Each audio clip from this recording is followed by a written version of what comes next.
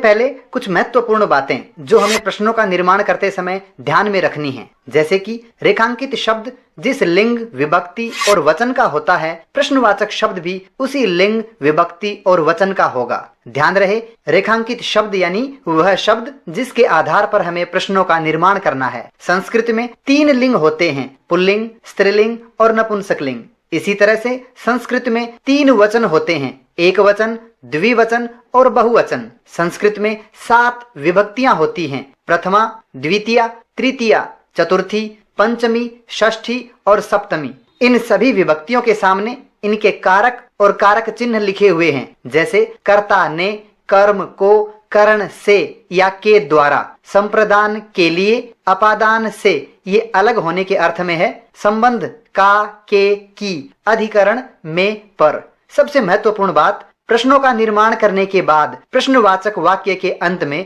प्रश्नवाचक चिन्ह अवश्य लगाएं। प्रश्न निर्माण।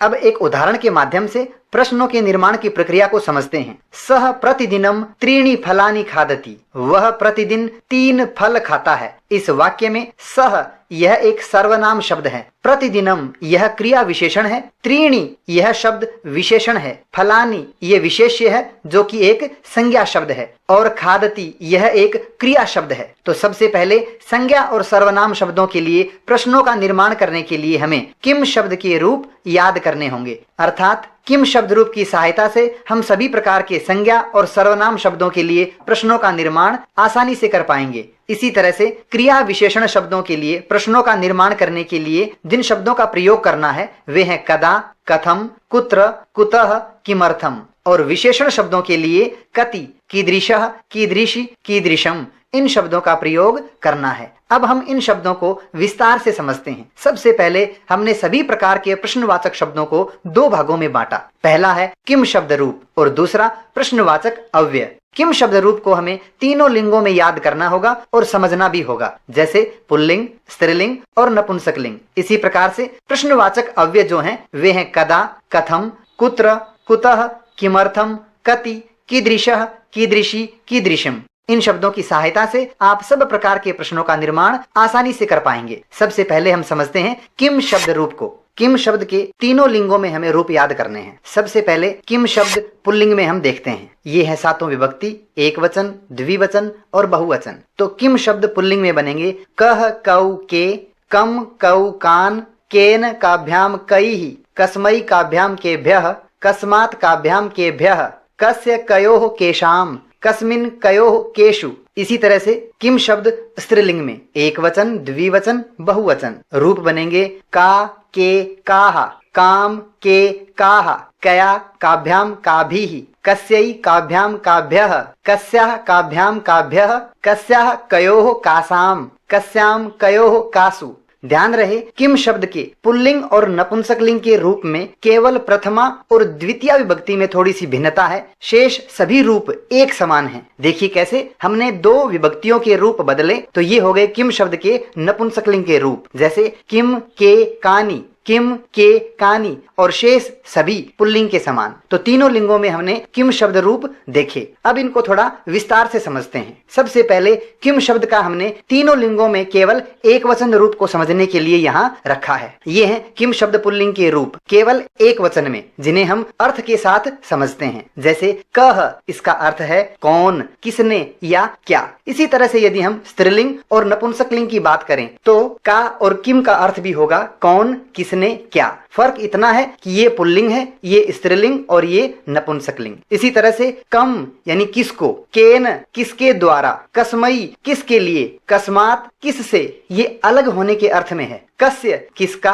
किसके, किसकी, कस्मिन किसमें या किस पर। अब कौन से शब्द का प्रयोग हमें कहाँ करना है ये समझने के लिए हम आगे बढ़ते हैं। सबसे पहले हमने प्रथमा विभक्ति पुल्लिंग का उदाहरण लिया है। कुछ उदाहरण मैंने यहाँ लिखे हैं, जैसे बालकः पठति, बालक पढ़ रहा है। सह विद्यालयम गच्छति, वह विद्यालय जा रहा है। सिंहौ उच्चैः गर्जतः, दो शेर जोर से दहाड़ रहे हैं। अश्वाः धावन समय किमपि न खादन्ति, घोड़े दौड़ते समय कुछ भी नहीं खाते हैं। सूर्य पूर्व दिशायाम उदेति, सूरज पूर्व दिशा में उगता है। इन वाक्यों में जिन शब्दों के आधार पर प्रश्न निर्माण करना है उन्हें हम रेखांकित करते हैं। तो जो एक वचन में है उसके लिए कह, द्विवचन में है उसके स्थान पर कऊ, और जो बहुवचन में है उसके स्थान पर के।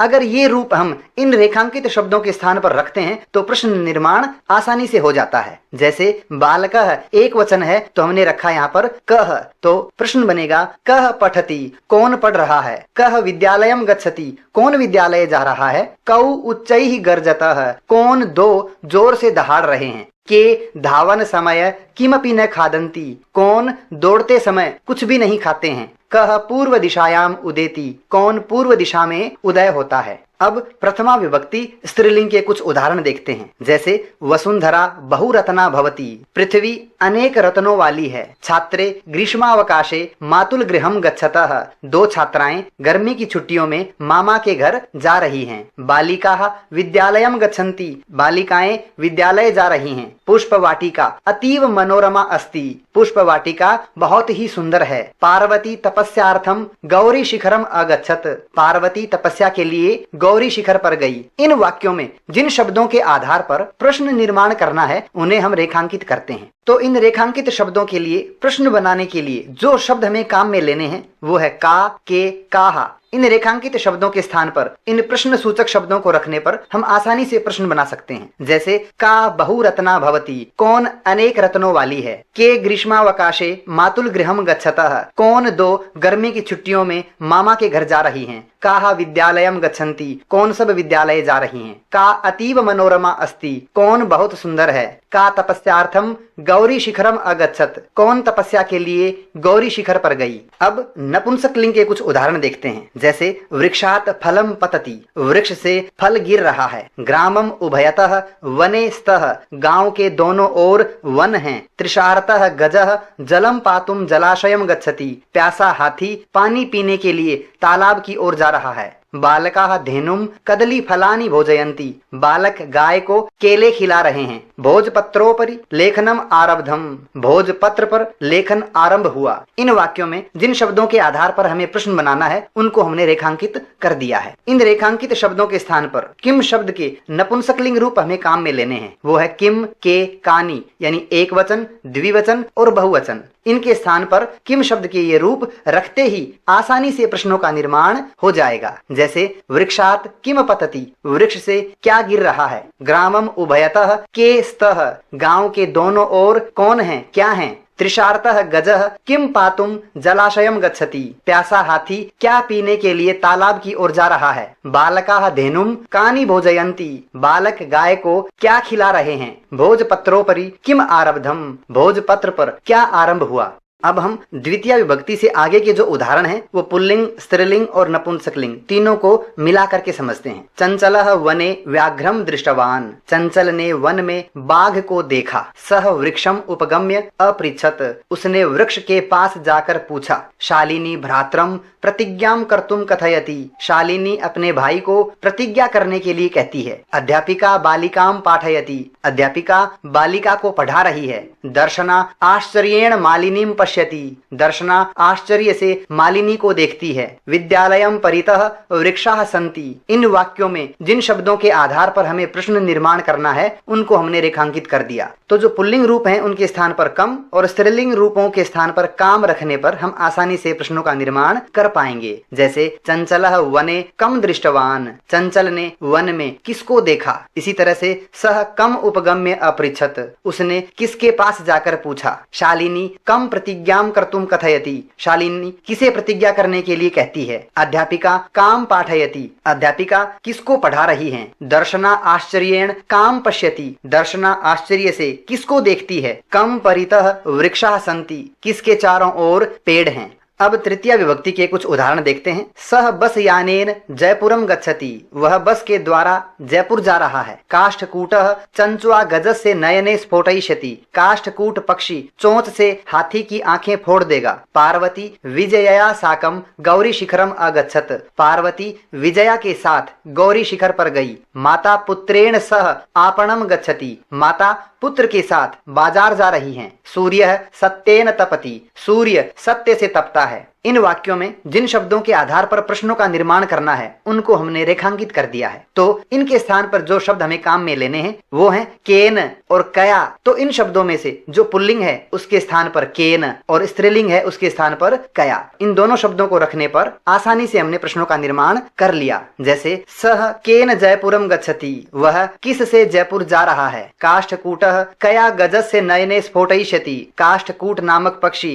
किस से हाथी की दोनों आंखें फोड़ देगा। पार्वती कया साकम गौरी शिखरम अगच्छत, पार्वती किसके साथ गौरी शिखर पर गई। माता केन सह आपणम गच्छति, माता किसके साथ बाजार जा रही है। सूर्य केन तपति, सूर्य किससे तपता है। अब चतुर्थी विभक्ति के कुछ उदाहरण देखते हैं। जैसे सूर्याय नमः, सूर्य को नमन। जनाः सर्वकाराय देशस्य विकासार्थम धनम ददति, लोग सरकार को देश के विकास के लिए धन देते हैं। पिता बालिकायै क्रीडनकानि आनयति, पिता बालिका के लिए खिलौने ला रहे हैं। मोहनः निर्धनाय धनम ददाति, मोहन निर्धन को धन देता है। सर्वेभ्यः स्वस्ति, सभी का कल्याण हो। इन वाक्यों में जिन शब्दों के आधार पर प्रश्नों का निर्माण करना है उनको हमने रेखांकित कर दिया। इन शब्दों के स्थान पर जिन प्रश्नवाचक शब्दों का प्रयोग करना है वो है कस्मई और कस्यई। तो इनमें जो शब्द पुल्लिंग है उसके स्थान पर कस्मई और जो स्त्रीलिंग है उसके स्थान पर कस्यई रखने पर हम आसानी से प्रश्नों का निर्माण कर सकते हैं। जैसे कस्मई नमः, किसको नमन। जनाः कस्मई देशस्य विकासार्थम धनम ददति, लोग किसको देश के विकास के लिए धन देते हैं। पिता कस्यै क्रीडनकानि आनयति, पिता किसके लिए खिलौने ला रहे हैं। मोहनः कस्मै धनम ददाति, मोहन किसके लिए धन दे रहा है। केभ्यः स्वस्ति, किनका कल्याण हो। अब पंचमी विभक्ति के कुछ उदाहरण देखते हैं। व्याधः सिंहम जालात बहि निरसारयत, शिकारी ने शेर को जाल से बाहर निकाला। सह समयात पूर्वम प्रयासम करोति, वह समय से पहले प्रयास कर रहा है। जनाः पर्वतेभ्यः प्रस्तराणि आनयन्ति, लोग पर्वतों से पत्थर लाते हैं। दीपिका पुस्तकालयात पुस्तकानि आनयति, दीपिका पुस्तकालय से पुस्तकें ला रही है। लता वाटिकायाः पुष्पाणि आनयति, लता वाटिका से यानी बगीचे से फूल ला रही है। इन वाक्यों में जिन शब्दों के आधार पर प्रश्नों का निर्माण करना है उनको हमने रेखांकित कर दिया। तो इन रेखांकित शब्दों में से जो शब्द पुल्लिंग हैं उनके स्थान पर कस्मात और जो स्त्रीलिंग शब्द हैं उनके स्थान पर कस्याः लगाने पर हमने आसानी से प्रश्नों का निर्माण कर लिया। जैसे व्याधः सिंहम कस्मात बहि निरसारयत, शिकारी ने शेर को किससे बाहर निकाला। सह कस्मात पूर्वम प्रयासम करोति, वह किससे पहले प्रयास कर रहा है। जना केभ्यः प्रस्तराणि आनयन्ति, लोग किन से पत्थर ला रहे हैं। दीपिका कस्मात पुस्तकानि आनयति, दीपिका कहाँ से यानी किस से पुस्तकें ला रही है। लता कस्याः पुष्पाणि आनयति, लता किस से फूल ला रही है यानी कहाँ से फूल ला रही है। अब षष्ठी विभक्ति के कुछ उदाहरण देखते हैं। श्री रामः दशरथस्य पुत्रः अस्ति, श्री राम दशरथ के पुत्र हैं। लुब्धस्य यशः नश्यति, लालची व्यक्ति की प्रसिद्धि यश नष्ट हो जाता है। व्याधः नद्याः जलेन व्याघ्रस्य पिपाशाम अशमयत, शिकारी ने नदी के जल से बाघ की प्यास को शांत किया। इदम रमायाः गृहम् अस्ति, यह रमा का घर है। अयम प्रसन्नतायाः विषयोस्ति, यह प्रसन्नता का विषय है। इन वाक्यों में जिन शब्दों के आधार पर प्रश्नों का निर्माण करना है उनको हम रेखांकित करते हैं। तो रेखांकित शब्दों में जो पुल्लिंग शब्द हैं उनके स्थान पर कस्य और स्त्रीलिंग शब्दों के स्थान पर कस्या लगाने पर हम आसानी से प्रश्नों का निर्माण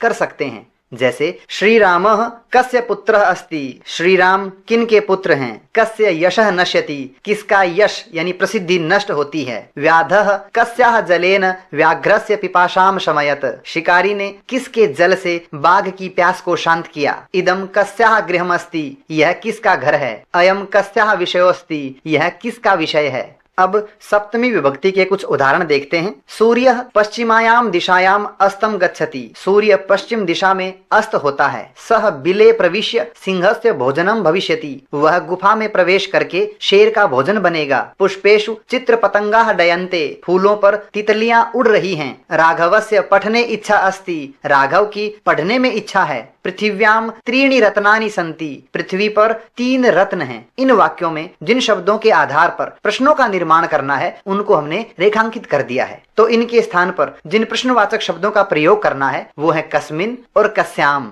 जैसे सूर्य कस्याम दिशायाम अस्तम गच्छति। सूर्य कौन सी दिशा में अस्त होता है। सह कस्मिन प्रविश्य सिंहस्य भोजनम भविष्यति। वह किसमें प्रवेश करके शेर का भोजन बनेगा। केषु चित्र पतंगाः डयन्ते। किन पर तितलियां उड़ रही हैं। राघवस्य कस्मिन इच्छा अस्ति। राघव की किसमें इच्छा है। कस्याम त्रीणि रत्नानि सन्ति। किस पर 3 रत्न हैं। अब कुछ विशेष उदाहरणों के बारे में हम समझते हैं। जैसे मोहनः विद्यालयम गच्छति। मोहन विद्यालय जा रहा है। सह विद्यालयात् गृहम आगतवान। वह विद्यालय से घर आ गया। वृक्षेषु खगाः कूजन्ति। पेड़ों पर पक्षी चहक रहे हैं। वयम भारत देशे निवसामः। हम भारत देश में रह रहे हैं। सह आगरा नगरे निवसति। वह आगरा नगर में रह रहा है। इन वाक्यों में जिन शब्दों के आधार पर प्रश्नों का निर्माण करना है उनको हम रेखांकित करते हैं। ध्यान रहे, यानी गम धातु के अर्थ में यानी जाने के अर्थ में हम वहां पर द्वितीय विभक्ति का कम न लगाकर कुत्र लगाएंगे। इसी तरह से वृक्षों पर पक्षी चहक रहे हैं तो हम यहाँ केशु के स्थान पर कुत्र भी लिख सकते हैं। कुत्र शब्द का प्रयोग करके भी हम ऐसे शब्दों के स्थान पर प्रश्नों का निर्माण कर सकते हैं। जैसे मोहनः कुत्र गच्छति। मोहन कहाँ जा रहा है। सह विद्यालयात् कुत्र आगतवान। वह विद्यालय से कहाँ आया। कुत्र खगाः कूजन्ति। पक्षी कहाँ पर चहक रहे हैं। वयम कुत्र निवसामः। हम कहाँ पर रह रहे हैं। सह कुत्र निवसति। वह कहाँ रह रहा है। इस प्रकार हम आसानी से प्रश्नों का निर्माण कर सकते हैं। ये था आज का अध्याय प्रश्न निर्माण। प्रश्नों के निर्माण से संबंधित कोई भी प्रश्न हो तो कृपया कमेंट्स में लिखकर अवश्य पूछें। धन्यवाद।